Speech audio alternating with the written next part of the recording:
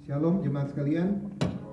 Puji Tuhan, hari ini kita lagi bisa berada di hari yang baru di mana kita bisa bersekutu lagi untuk memuji besarkan akan nama Tuhan.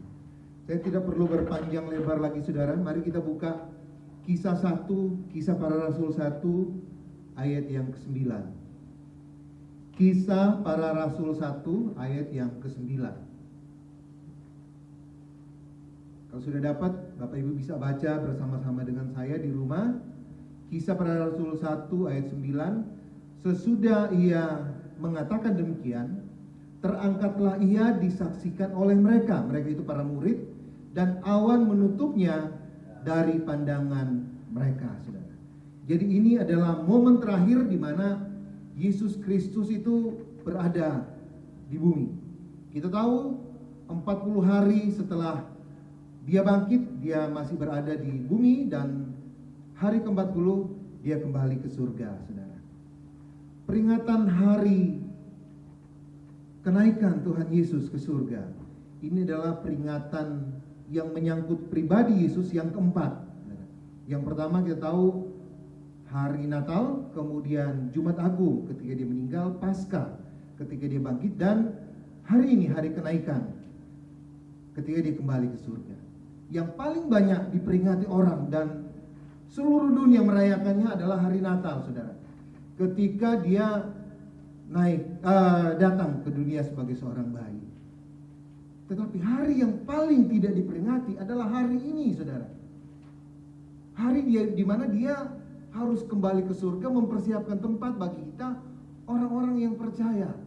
Kita bersyukur Indonesia, walaupun Kristen itu hanya sekian belas persen, sejak tahun 1968 pemerintah menetapkan bahwa kenaikan Yesus Kristus ke surga itu ditetapkan sebagai hari libur nasional.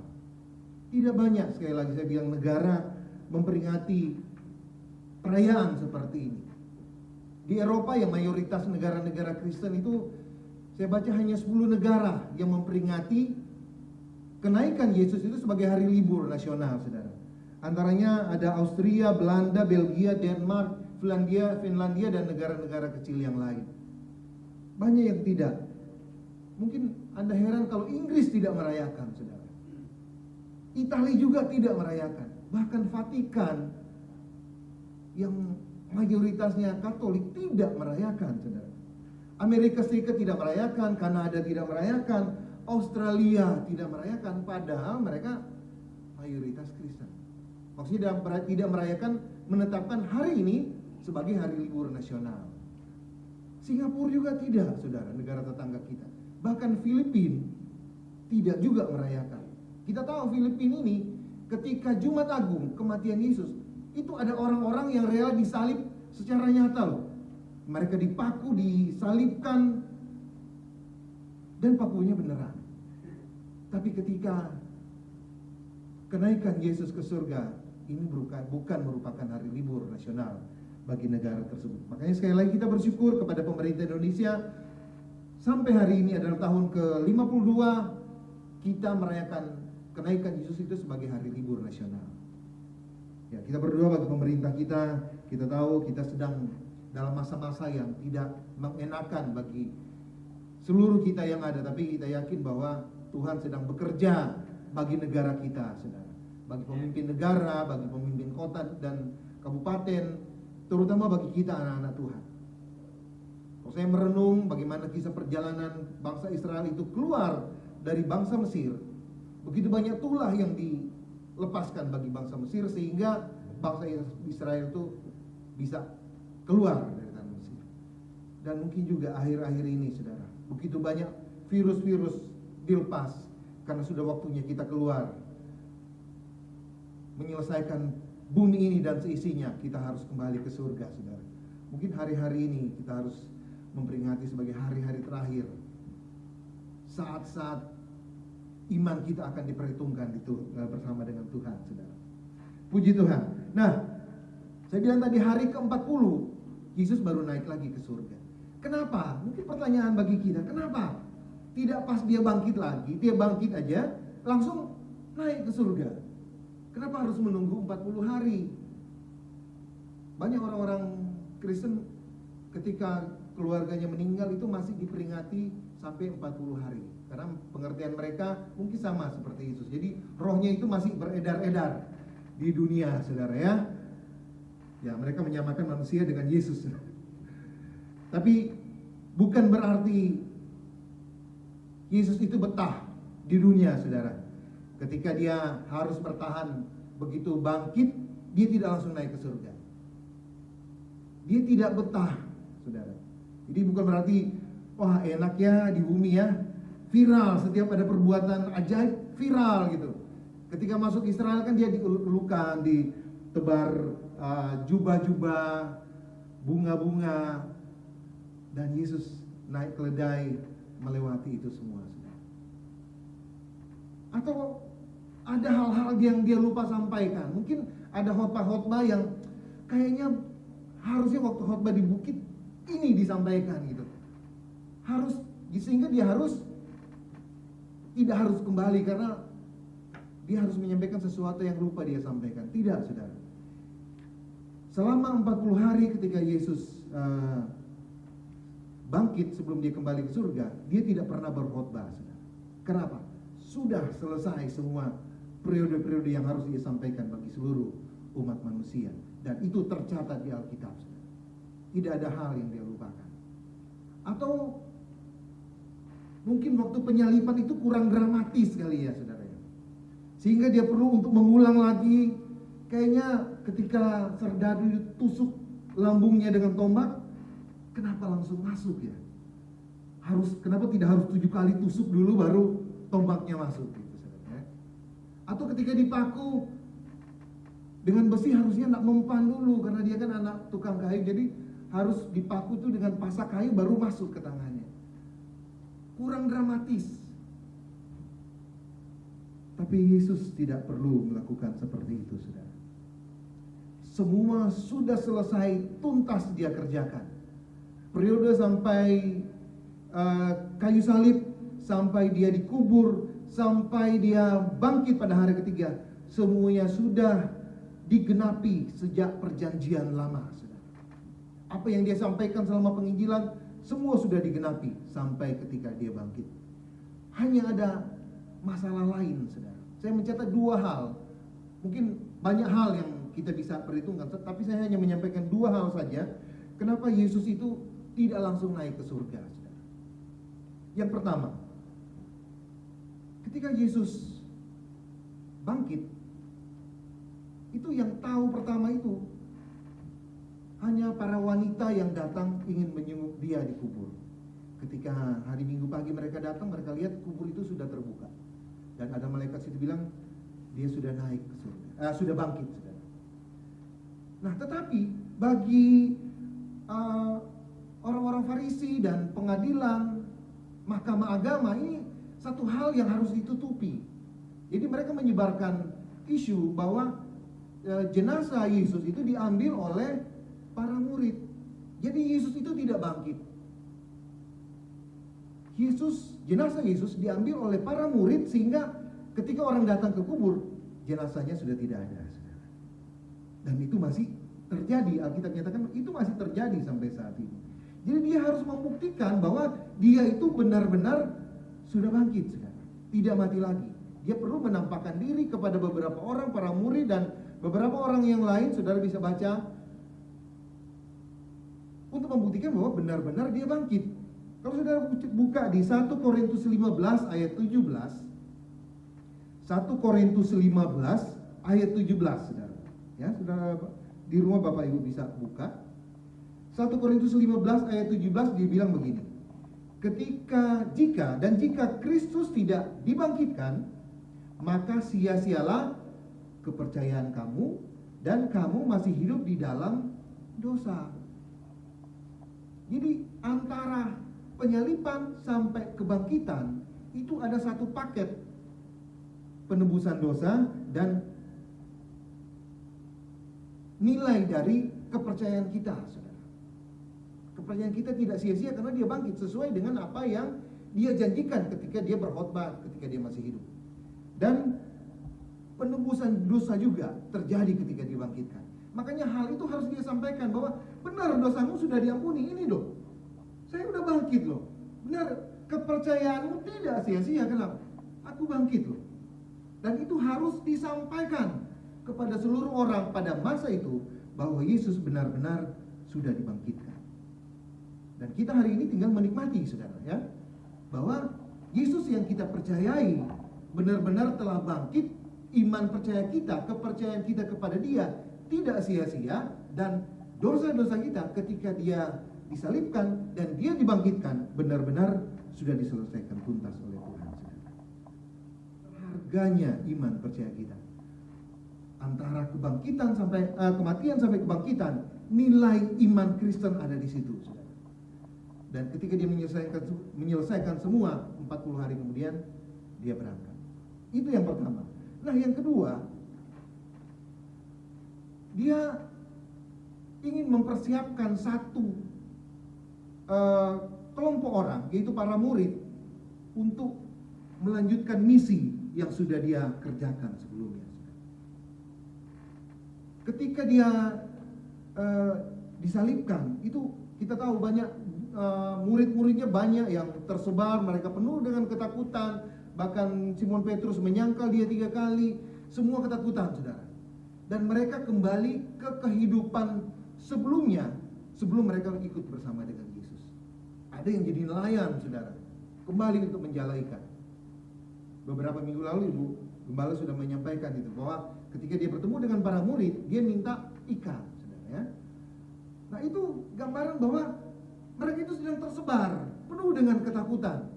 Yesus perlu menyatukan mereka dan mempersiapkan mereka yang awalnya murid. Setelah dipersiapkan, mereka menjadi para rasul, saudara.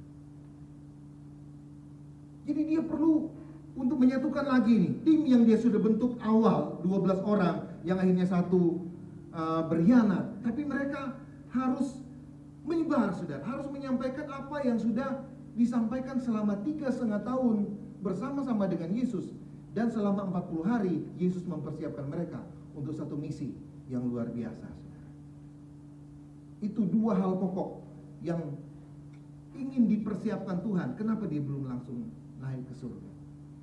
Nah, saya mencatat ada 4 pesan terakhir Yesus kepada para murid sebelum dia naik ke surga. 4 pesan ini itu diambil dari masing-masing Injil, Matius, Markus, Lukas, Yohanes. Masing-masing itu ada pesan-pesan terakhir dalam Injil-Injil tersebut untuk para murid, saudara. Makanya kenapa dia harus mempersiapkan murid-murid ini menjadi satu tim yang akan menjangkau begitu banyak orang. Kita tahu kekristenan saat ini di dunia itu lebih dari 50%, saudara. Itu pertama dirintis oleh Yesus, kemudian dirintis oleh para murid, saudara. Kalau saudara punya kesempatan, coba cari di Google cara mati para murid, saudara. Ada yang dibakar, ada yang diseret, ada yang ditombak. Tidak ada yang mati enak kecuali Yohanes, saudara. Tapi sebelum dia mati enak, dia harus digoreng dulu, saudara. Tidak enak juga. Semua matinya tidak enak, saudara. Kenapa? Itu harga yang harus dibayar untuk sebuah Injil yang luar biasa. Keselamatan kita dirintis oleh Yesus, bahwa kekristenan itu bukan sesuatu yang membahagiakan tubuh, saudara. Harus ada penyangkalan diri di sana, harus ada penderitaan di sana. Itu dibuktikan oleh para murid, para rasul yang juga mengalami hal-hal seperti itu. Kekristenan itu erat kaitannya dengan salib, saudara. Jadi kalau ada yang berkata kekristenan harus kaya, kekristenan harus makmur, kekristenan itu harus senang dan lain sebagainya, saudara, kita berkaca kepada Yesus dan para murid, saudara. Dan kalau banyak orang saat ini sedang menderita, itulah harga yang harus kita bayar, saudara. Dan kita tidak bisa menghindar, karena Alkitab juga menyatakan seperti itu. Jadi ketika engkau menderita, engkau susah, engkau banyak hal yang engkau merasa kok seperti ini Tuhan, jangan sampai iman percayamu goyah. Karena apa? Engkau tidak bisa membayar harga kalau engkau goyah, saudara. Puji Tuhan. Nah, kita lihat pertama, saudara. Dalam Injil Matius 28 ayat 19 sampai 20. Itu semua orang itu kenal. Great Commission, saudara. Amanat agung. Jadi yang pertama adalah pengutusan atau amanat agung. Matius 28 ayat 19 sampai 20. Banyak kita yang sudah hafal, tapi mari kita baca sama-sama. Matius 28 ayat 19 sampai 20.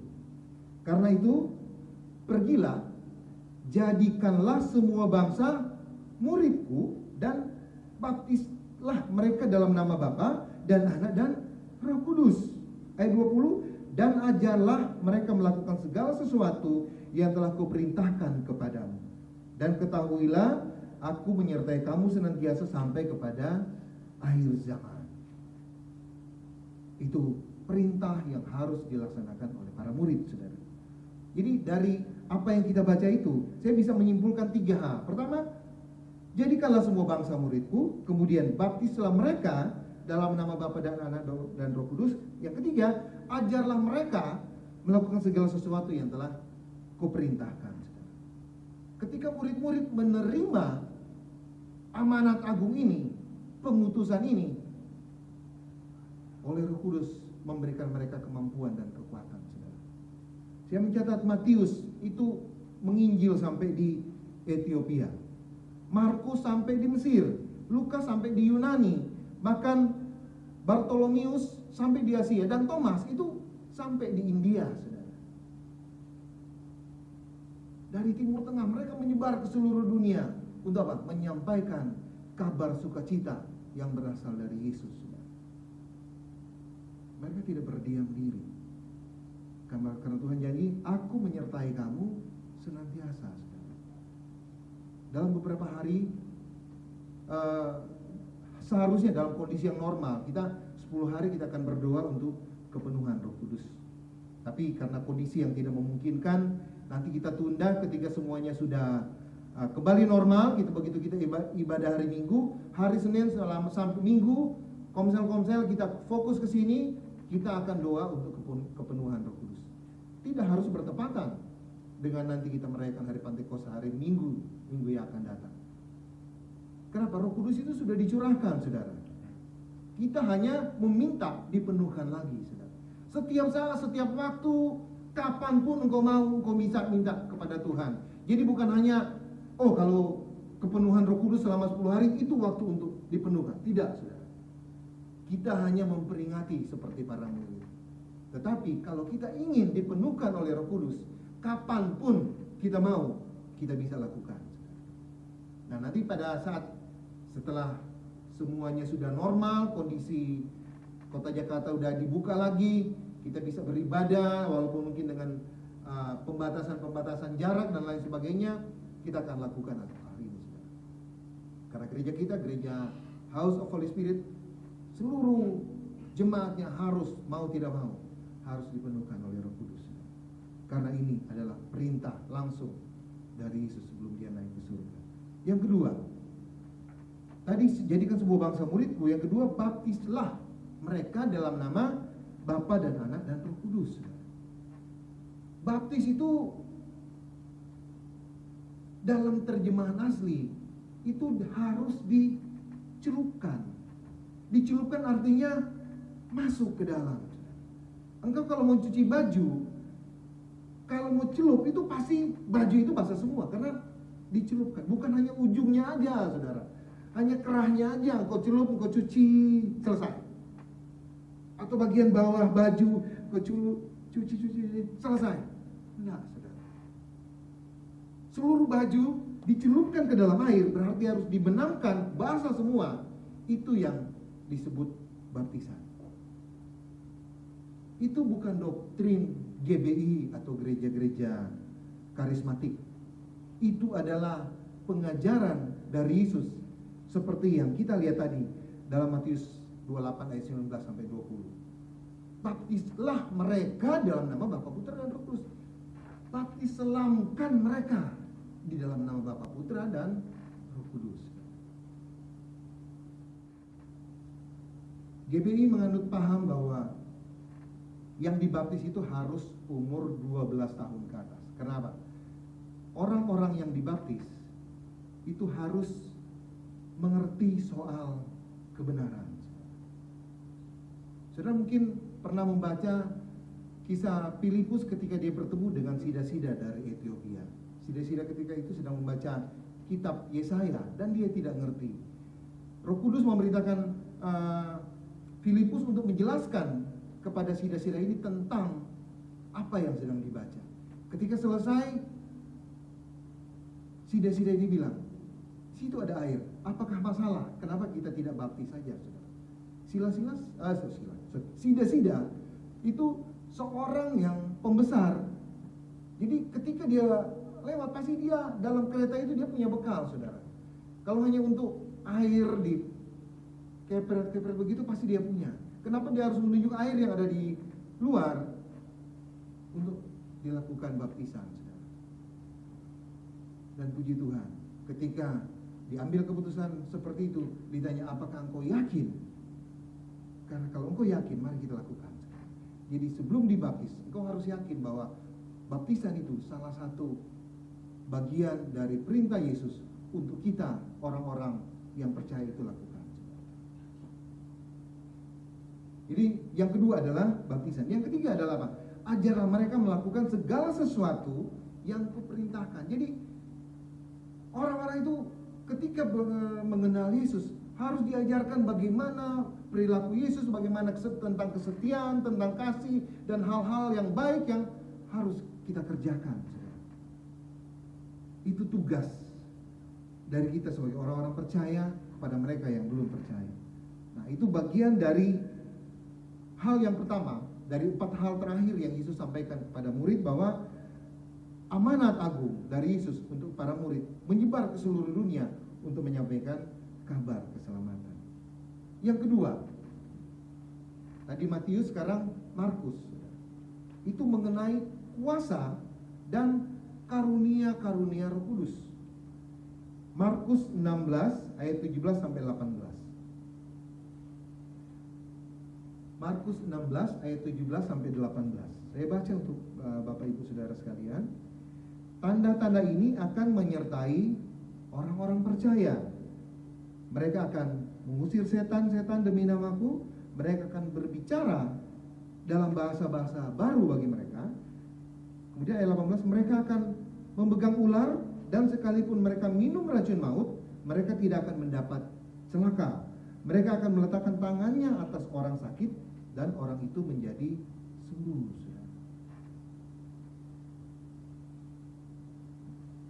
Setelah Yesus naik, pesan yang dia sampaikan bahwa ketika aku naik, aku akan mengirim Roh Kudus kepadamu, dan engkau akan memiliki kuasa atas hal-hal yang disebutkan tadi. Mengusir setan, berbicara dalam bahasa-bahasa yang tidak dimengerti, memegang ular, minum racun, dan tidak mendatangkan bahaya, saudara. Puji Tuhan, gereja kita, gereja yang penuh dengan karunia-karunia Roh Kudus, saudara. Sehingga kalau ada yang memperdebatkan soal karunia, gereja ini tidak benar karena karunia kok seperti itu, gereja ini salah, gereja ini sesat. Mari kita belajar dari Markus 16 ayat 17 sampai 18, saudara. Itu adalah pesan terakhir dari Yesus kepada para murid, bahwa mereka akan memperoleh kuasa ketika Roh Kudus itu turun. Dan ketika Roh Kudus itu turun, dia tidak berhenti sampai pada rasul. Dia ada terus sampai hari ini, saudara, bersama-sama dengan kita, orang-orang yang percaya. Dan puji Tuhan, pelayanan di tempat ini semuanya berdasarkan karunia Roh Kudus, dan Roh Kudus yang bekerja secara luar biasa. Banyak yang dipulihkan, banyak yang dilepaskan, saudara, banyak yang dimerdekakan oleh Roh Kudus.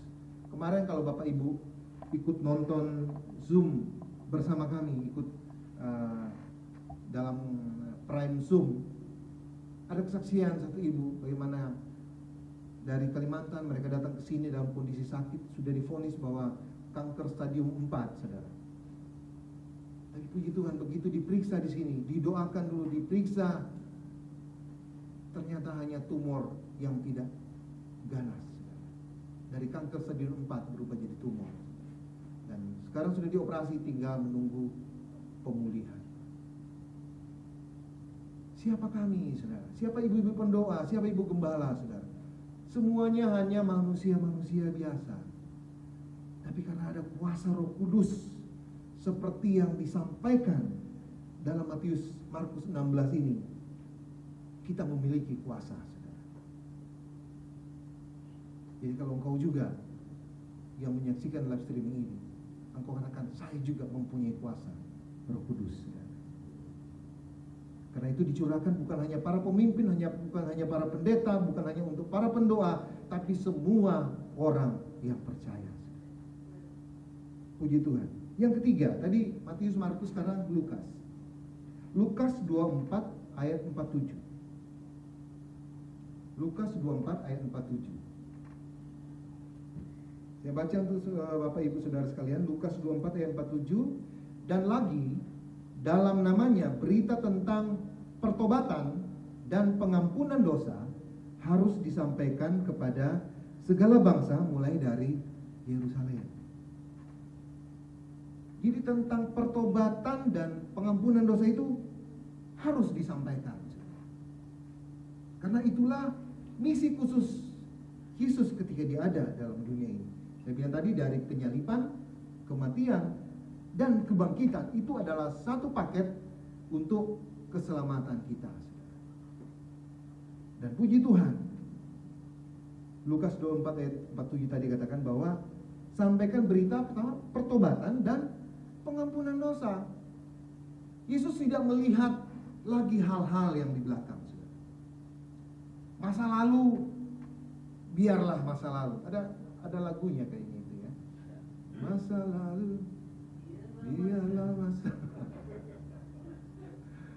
masa lalu udahlah. Ketika Yesus bertemu dengan Simon Petrus di Danau Tiberias, dia tetap bicara, dia tidak mengungkit, benar kan? Terus si Simon Petrus, gue bilang apa? Lu nyangkal 3 kali. Nah, saudara, Yesus melupakan semuanya itu karena misinya lebih berharga daripada melihat masa lalu. Ketika seorang itu benar seperti yang dia katakan, dosa-dosanya sudah diselesaikan oleh Yesus di atas kayu salib. Kenapa lagi untuk dibawa-bawa, saudara? Yesaya 1 ayat 18 dibilang dosa merah seperti kirmisi akan diubahkan putih seperti salju, atau merah seperti kesumba akan menjadi putih seperti bulu domba. Saya lihat ayat ini menarik, saudara. Saya coba telusuri, merah kirmisi itu merah keunguan, saudara ya. Dia itu berasal dari telur hewan Coccus ilicis, ya, sebuah serangga kecil yang hidup di kawasan timur Laut Tengah. Jadi ketika binatang ini diambil sarinya, itu warnanya itu merah keunguan. Ketika kain dicelupkan dalam cairan itu warnanya akan bertahan lama, saudara. Dipakai berulang-ulang, dicuci berulang-ulang, warnanya tidak akan pudar. Tapi Yesaya katakan, merah seperti kirmisi yang sepertinya susah untuk pudar akan kembali putih seperti salju. Tidak ada salju ungu, tidak ada salju abu-abu, saudara. Salju itu putih. Dan yang merah kirmisi itu akan menjadi putih seperti salju, saudara. Itu gambaran satu pertobatan yang benar-benar pertobatan dari Tuhan. Nah, merah kesumba itu apa? Itu merah kesumba itu warna terang, merah menyala, saudara. Itu didapat dari sejenis ulat yang bisa juga cangkang siput, saudara. Nah, warna ini, merah ini biasanya dipakai untuk mencelupkan kain-kain dari bulu domba itu ke dalam merah kesumba ini, saudara. Jadi domba yang habis dicukur untuk memberi warna, dicelupkan ke dalam merah kesumba itu untuk menghasilkan warna yang merah merah terang. Tapi ayat ini katakan bahwa yang merah kesumba itu akan menjadi putih seperti bulu domba. Jadi kembali ke semula, saudara. Yang bulu domba itu putih dicelupkan dalam kesumba menjadi merah menyala dan dibalikin lagi menjadi putih seperti bulu domba. Itu gambar apa? Pertobatan yang diselesaikan oleh Yesus. Dia tidak mengingat lagi yang hal-hal dulu. Engkau pernah menjadi merah kesumba, engkau menjadi merah kirmisi. Wah, tidak bisa. Tidak, saudara. Ketika engkau kembali seperti anak yang hilang, berapapun engkau menghabiskan uang orang tuamu, engkau tetap anak. Ketika engkau kembali, dia akan sambut, dia akan buat pesta. Kenapa? Satu jiwa yang kembali kepada Tuhan untuk memperoleh keselamatan lebih berharga daripada nilai dunia ini, saudara. Betapa berharganya kita, saudara. Makanya Yesus bilang bahwa ada pertobatan dan pengampunan dosa. Dan mari kita sadari bahwa seperti seorang pelacur yang Yesus nyatakan, pergilah dan jangan berbuat dosa lagi. Orang sudah tahu perempuan ini seperti apa bentuknya. Dalam firman Tuhan, orang berdosa itu ada dua, saudara, yang benar-benar dibilang berdosa. Pertama pelacur, kedua pemungut cukai. Pelacur ketika disuruh lempar dengan batu, Yesus bilang yang tidak berdosa silakan lempar. Tapi ternyata tidak ada yang melempar dan pelacur ini dibebaskan Tuhan. Tuhan Yesus bilang apa? Aku juga tidak akan melempar kamu, tidak akan menghukum kamu, tapi pergilah dan jangan berbuat dosa lagi. Dosamu istilahnya sudah diampuni, walaupun engkau melakukan hal-hal yang benar-benar luar biasa, berdosa di hadapan Tuhan. Dan kedua, pemungut cukai itu adalah orang-orangnya kekaisaran Romawi yang bertugas untuk memungut pajak kepada bangsa Yahudi, saudara. Pajak 10%, mereka nagihnya 20%. Dapat 20%, store ke Romawi 10%, 10% milik mereka. Makanya dalam firman Tuhan itu orang-orang pemungut cukai adalah orang-orang yang kaya. Kenapa? Mereka dapat nagihnya udah dengan tukang pukul, udah ngancam, banyak lagi, saudara. Dapat banyak, store-nya sesuai apa yang ditagihkan. Sisanya adalah milik mereka. Dan itu disebut orang-orang berdosa. Tapi apa? Yesus datang di rumahnya Sakeus. Walaupun orang sudah lihat, wah ini orang nih dosanya kayaknya susah diampuni. Wow, saudara, tidak ada dosa yang tidak bisa diampuni oleh Yesus.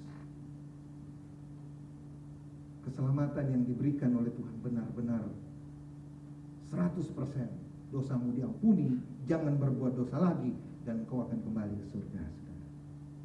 Nah, yang keempat, yang terakhir. Tadi Matius, Markus, Lukas, sekarang Yohanes. Ini kisah yang sudah sering kita dengar. Yohanes 21 ayat 15 sampai 17. Ayat 15 dia bilang begini. Yohanes 51 ayat 15 sampai 17. Sesudah sarapan, Yesus berkata kepada Simon Petrus, Simon anak Yohanes, apakah engkau mengasihi aku lebih daripada mereka ini? Jawab Petrus, benar Tuhan, engkau tahu bahwa aku mengasihi engkau. Kata Yesus, gembalakanlah domba-dombaku. Nah, itu sampai 3 kali. Ini yang kedua. Kata Yesus pula untuk kedua kali, Simon anak Yohanes, apakah engkau mengasihi aku? Jawab Petrus kepadanya, benar Tuhan, engkau tahu bahwa aku mengasihi engkau. Kata Yesus, gembalakanlah domba-dombaku. Kata Yesus untuk ketiga kalinya, Simon anak Yohanes, apakah engkau mengasihi aku? Maka sedih hati Petrus, karena Yesus berkata untuk ketiga kalinya, apakah engkau mengasihi aku? Dan ia berkata kepadanya, Tuhan, engkau tahu segala sesuatu, engkau tahu bahwa aku mengasihi engkau. Kata Yesus kepadanya, gembalakanlah domba-dombaku. Saudara, kalau kita baca dalam versi bahasa Indonesia, ini tidak ada perbedaan, saudara. Selalu disebut, apakah engkau mengasihi aku? Yang pertama. Kedua juga, apakah engkau mengasihi aku? Ketiga juga, apakah engkau mengasihi aku? 3 kali pertanyaan, apakah engkau mengasihi aku? Tapi kalau kita lihat terjemahan aslinya, yang pertama dan kedua itu, dia pakai kata agape. Dalam bahasa Indonesia, agape. Nah, agape itu apa? Agape itu cinta kita kepada Sang Pencipta, saudara. Cinta kita kepada Yesus, kepada Tuhan, kepada Roh Kudus, itu namanya agape. Yesus tidak bertanya tentang agape, apakah engkau mengasihi aku?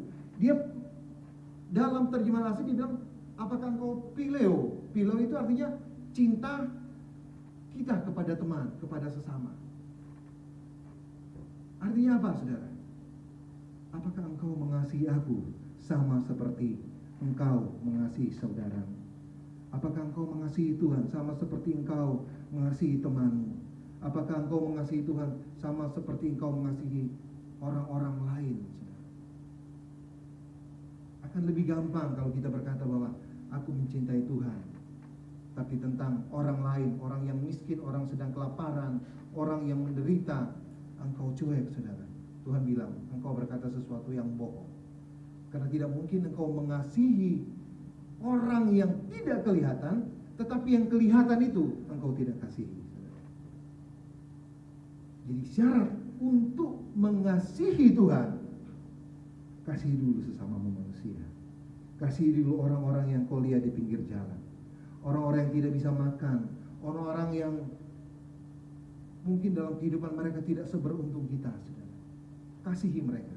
Baru engkau bilang, Tuhan, aku juga mengasihi engkau. Dasar dari pelayanan, saudara, bukan hanya kami sebagai gembala, pengurus-pengurus gereja juga harus memiliki spirit yang sama. Ketika engkau mengasihi Tuhan, layani setiap orang yang datang, saudara.